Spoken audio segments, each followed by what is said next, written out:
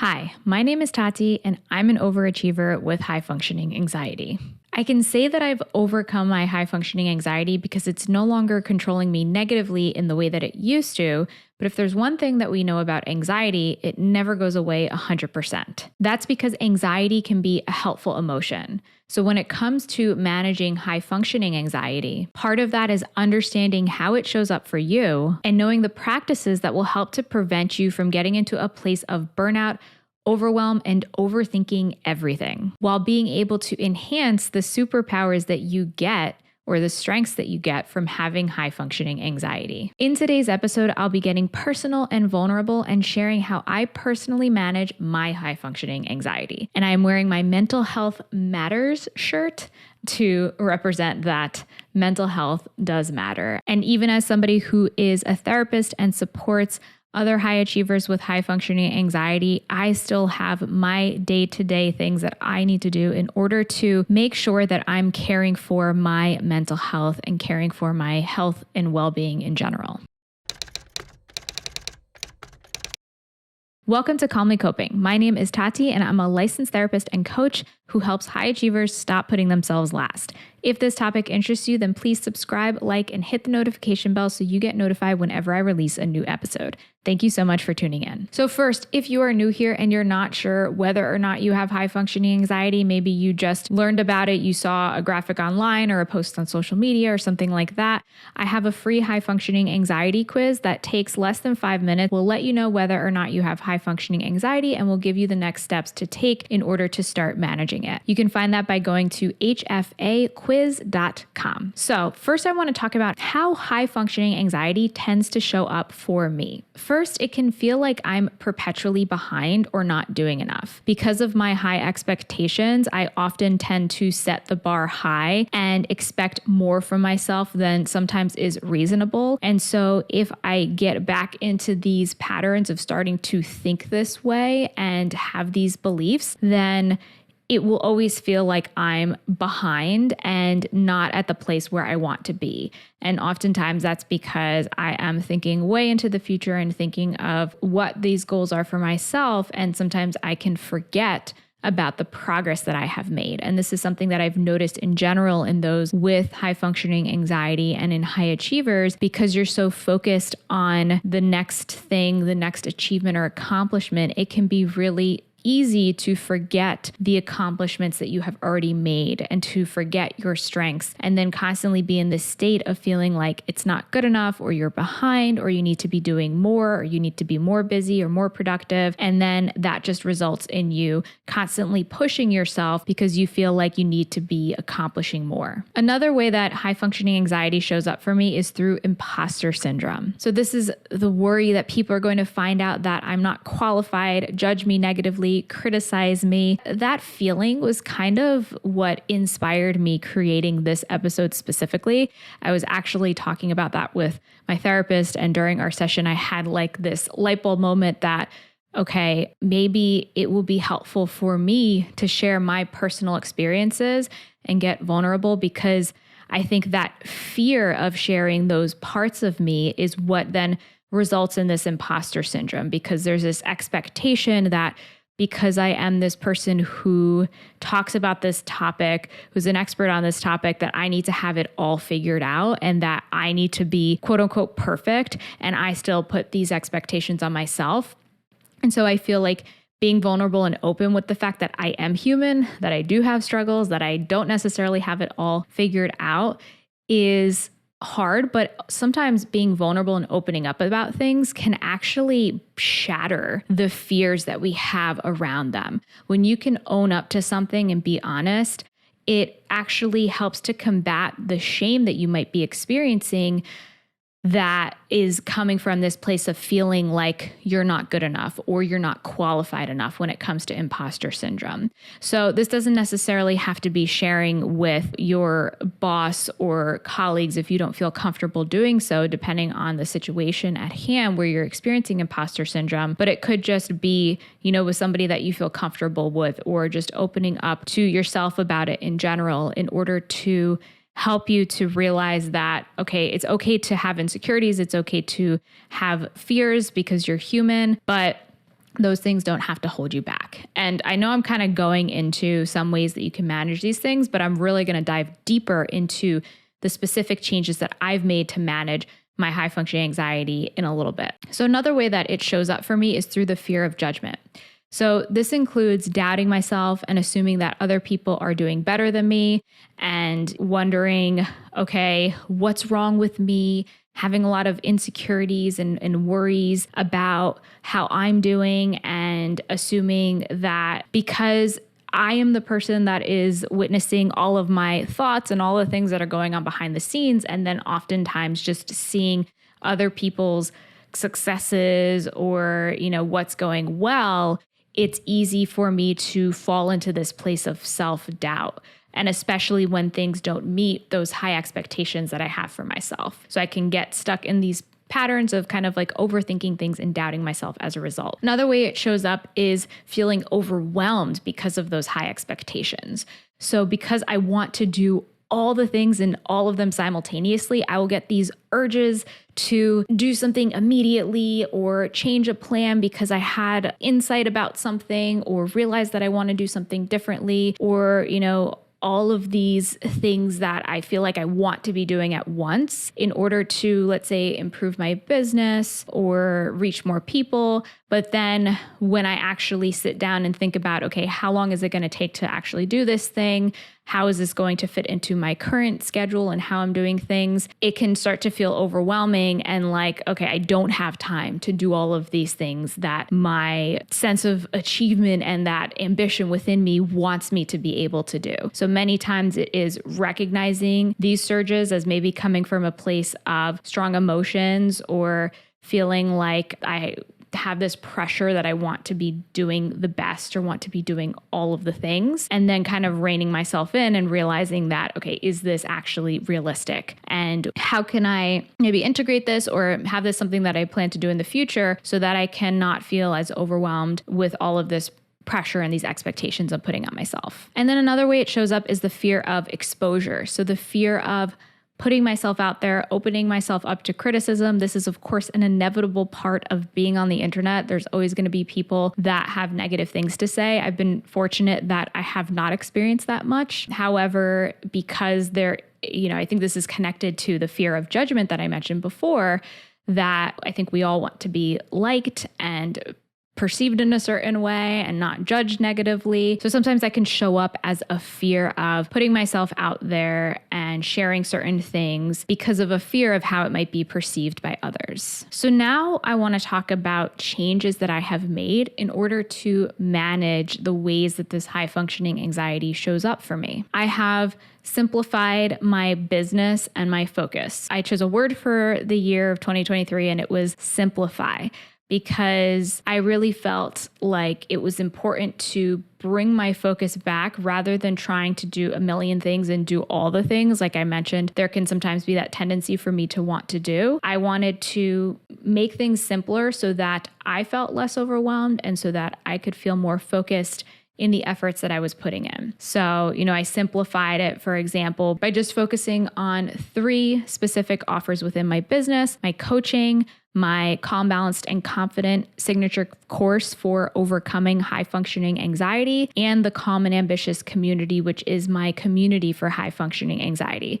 So I've really intentionally made the focus so that these are the main offers within my business so that I'm not feeling like spread too thin by then also, I have all these other courses that I have sold in the past and in the present. I just found that having that simplification helped me mentally so that I am not mentally feeling torn by a lot of different things, and psychologically so that I'm not feeling the stress or pressure to do all of these things, but that, anytime I do have this urge to do or try something new, I can do it, but maybe within the context of my community or within the context of something with a coaching client or otherwise, rather than feeling like I need to try all of these different things. Another change that I have made, I kind of touched on before, has been managing my expectations and lowering and making my expectations more realistic and more long-term and foundational. So rather than these kind of like flash in the pan things of just trying this new thing because, I was seeing it recommended by somebody that I followed online, or seeing if I could could just try this new thing because I felt this strong urge to, really reining that in and recognizing, okay, what are my long-term goals and values, and how can I make decisions that really align with those goals and values, rather than coming from a place of making purely emotionally charged decisions. So especially as somebody who is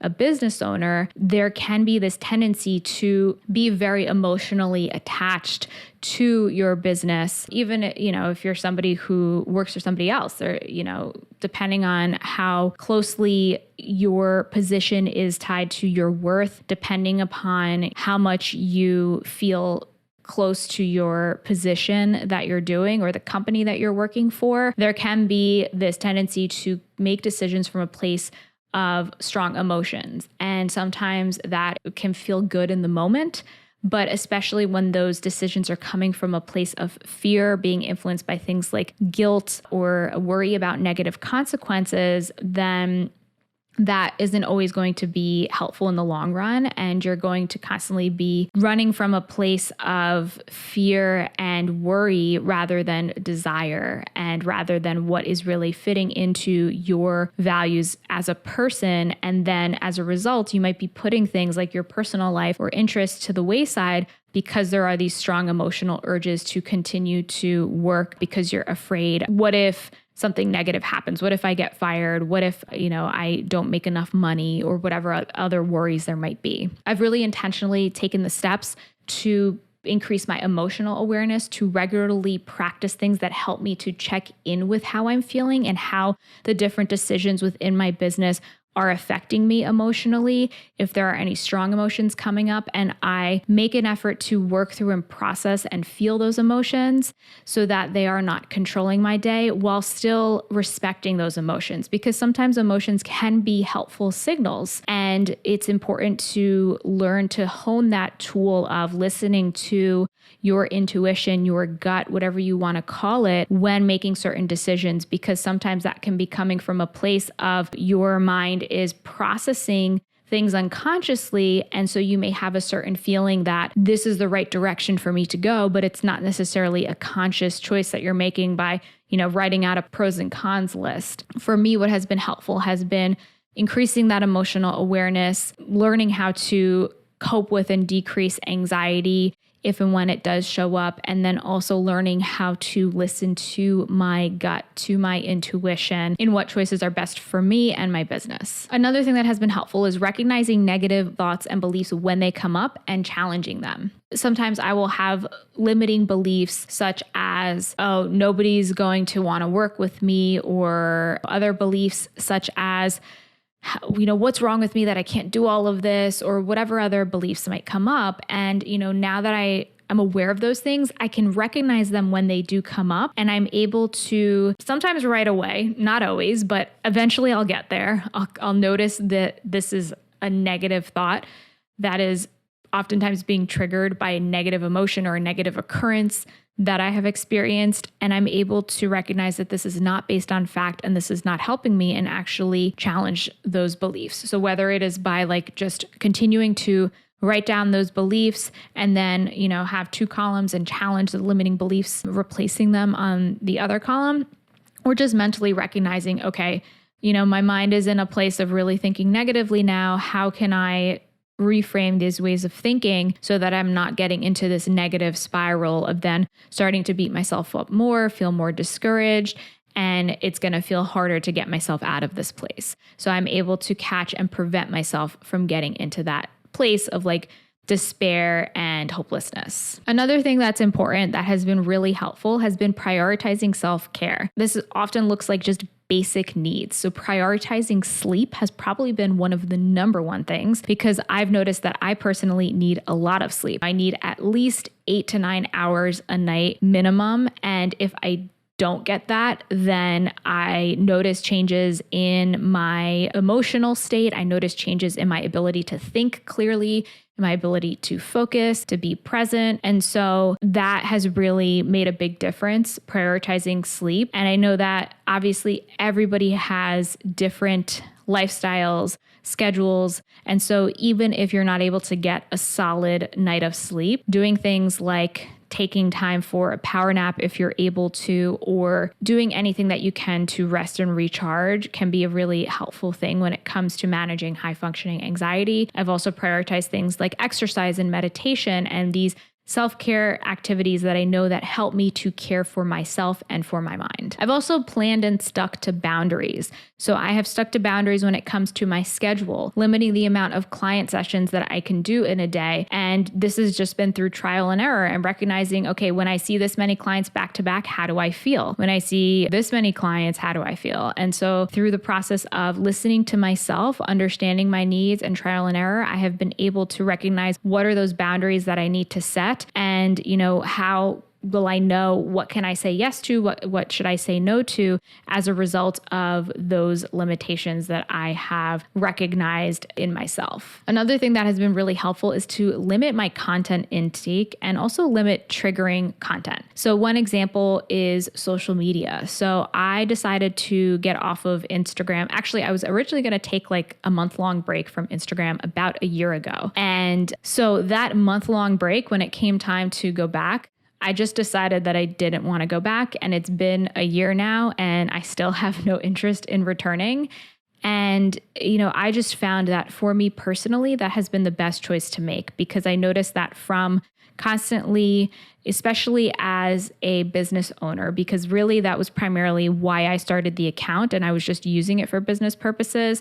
I was getting caught in comparing myself negatively. And because I know that that is something that is a vulnerability for me, that I do tend to do that and think, oh, everybody else is doing better than me, then I realized that just not engaging in that and not exposing myself to that type of content was going to be the most helpful. Do I plan to go back? I really don't know. I have no desire to. And there's a part of me that is kind of afraid of opening that door, because I honestly haven't even logged in once since then. And I find that it has just been better off for myself and for my mental health. I don't really use social media much in general. I only have a Facebook account for my free Facebook community for high functioning anxiety, which is called Calmly Coping. There's a link in the description or the show notes if you're interested in joining us. And other than that, I really don't use social media. I have a LinkedIn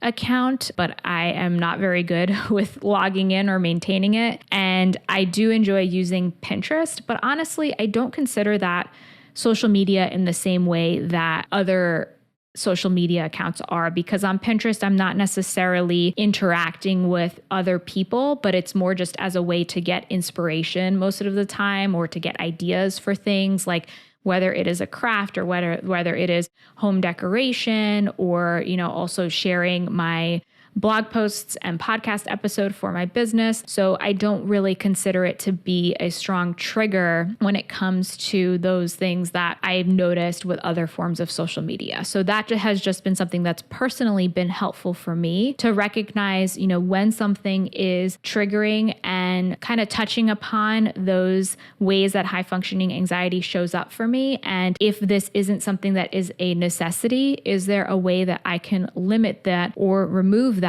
in order to improve my just day-to-day life and improve the way that I feel about my business? Another thing that has been helpful to manage high functioning anxiety has been support. So I mentioned having a therapist before, so regular check-ins with my therapist, meeting with business coaches in order to get guidance and support with that. And that's also helped with just working through the ways that I might feel stuck in my business, and then just support from those in my personal life. So now I want to talk about how I maximize the superpowers that come from high functioning anxiety, because there are strengths that many people with high functioning anxiety tend to have, because we are individuals who are high achieving, who are ambitious, who have a strong attention to detail. These can be helpful strengths. And that is the reason why high functioning anxiety is often hidden in plain sight, because the strengths are so positive, but they're often coming at the expense of the way that you feel on the inside. So that's why it's important to learn how to manage what you're struggling with on the inside and getting to the root of what is contributing to the high functioning anxiety, so that then you can maximize these strengths that you have. So for me, one of those strengths is being a great listener, which allows me to be a great therapist and coach. And so I really try to hone in and focus on that, on being a mindful listener, on being present for my clients so that I can truly support them the best that I can. And I really pride myself in focusing on that and trying to do that and be that person for my clients. Also, I have a strong attention to detail, and I hope that that comes through in the work that I do. I really try to be thorough when it comes to the research that I do for my courses and for my trainings and for the information that I provide to my clients and students and through my podcast, because that is something that is an important value to me. I'm always trying to improve my programs in the various ways that I support my clients and students.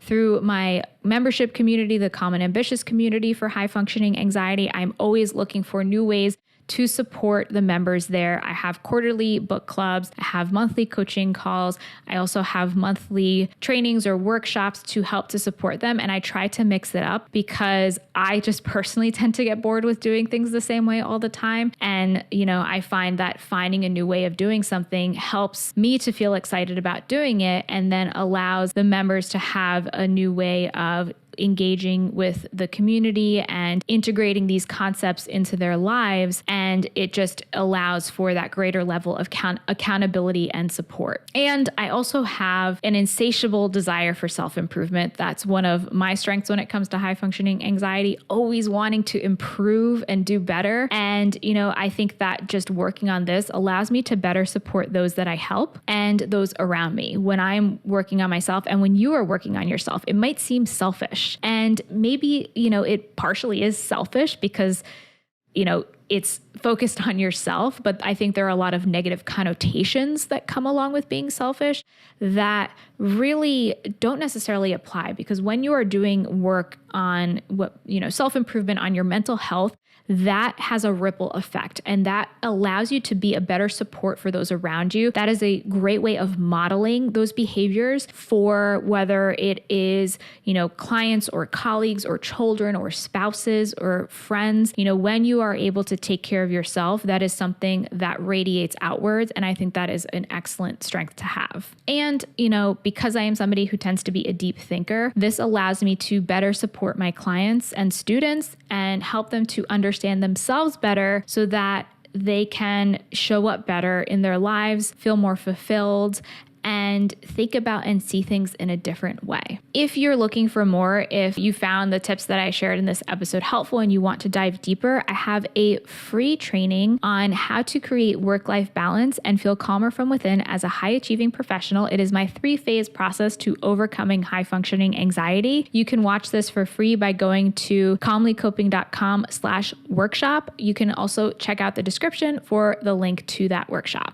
I hope that you found this episode helpful. I wanted to get a little more personal and vulnerable and share how high functioning anxiety shows up for me and what I have done to manage it and to maximize my strengths. So I'd love to hear your thoughts. If you're watching on YouTube or if you are listening on Spotify, there is a Q&A option. Let me know, how do you manage your high functioning anxiety?